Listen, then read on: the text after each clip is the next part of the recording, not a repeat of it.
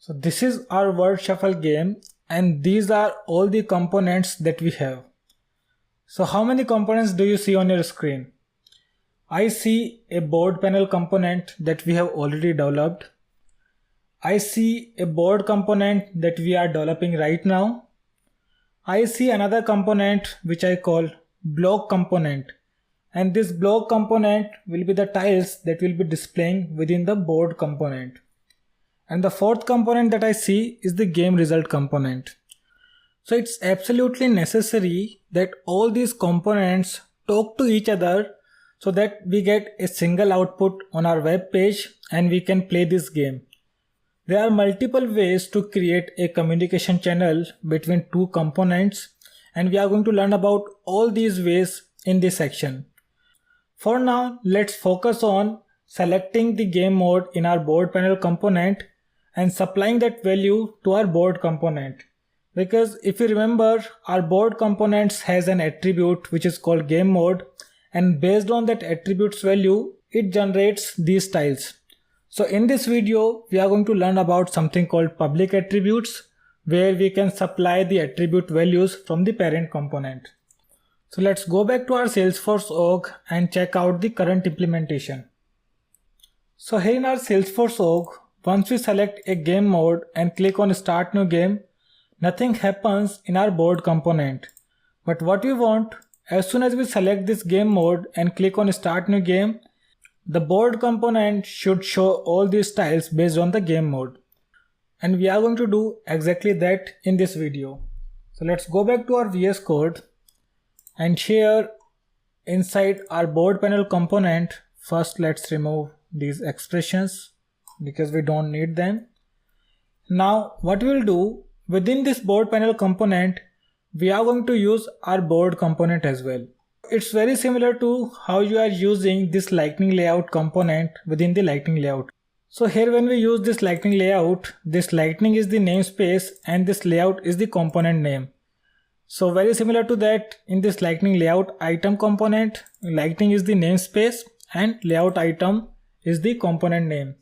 So in order to call this board component inside the board panel component, our namespace is C, then we need to use our colon and then the component name, which is board.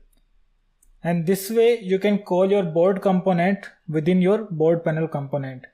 But what I want to do is to supply this selected mode value to this board component. So here if you notice, we already have a mode attribute, and I did not give it access as private. That means it is a public attribute, and this can be accessed by other components as well. So I can supply some value to this mode attribute from my board panel component, and that's what I'll do. As soon as the selected mode is changed in my start game method, that's where we are setting its value. Let me remove all these console logs. So when I change the selected mode value, I want to pass it to my board component, and the way I pass it is by using this attribute which is called mode. So let's use this attribute, and let's use our equals to symbol, and we are going to use similar syntax, which is exclamatory mark v dot the attribute name, which is selected mode.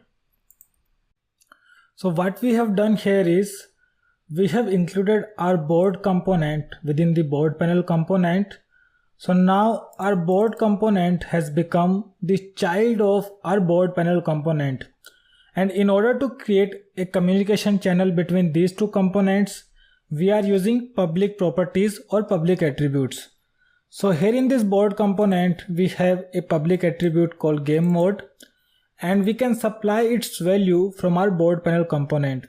So using these public attributes, we can pass some data from the parent component to child component. And since we are using our bound operator here using this exclamatory mark, remember if you use pound here, then it becomes unbound expression, or if you use an exclamatory mark, then it becomes bound expression. So since we are using this bound expression, as soon as the selected mode's value will change, it will be passed to our board component, and based on that, this component will render the tiles. So this is how you can create a communication channel, or this is how you can pass the data from the parent component to your child component. And that's why when I was talking about attributes, I was telling you guys that these attributes makes your component more reusable. Now our board component can accept this mode value from anywhere, and based on that it's going to display its data. So let's deploy both of our components. So for that I'm going to open my File Explorer here.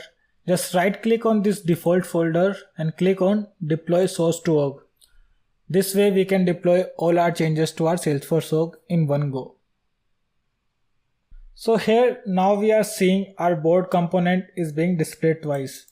The reason why we are seeing it twice is because first time is being rendered by the board panel component because now it's part of the parent component, and second time we are seeing it because we have added it to our app builder page. So let's edit our home page again and let's remove this component from here. Let's save our page and go back. So now we are seeing this only once. But why we are seeing this in easy mode even though we have the default mode as hard? The reason is when you load your board panel component for the first time, this selected mode is blank and it's only set when you click on start new game. So this means you are passing a blank value to your board component, and here if you go to your board component, in the init handler we have this else condition, right? If game mode is not hard or medium, then we set the columns to 3, and that's the reason we are seeing the game in easy mode. So we can prevent this from happening. What we can do, if the user has not selected a game mode here, then we will not display this board component. We'll only display it once a user selects a mode and click on start new game, and we'll do this in our next video.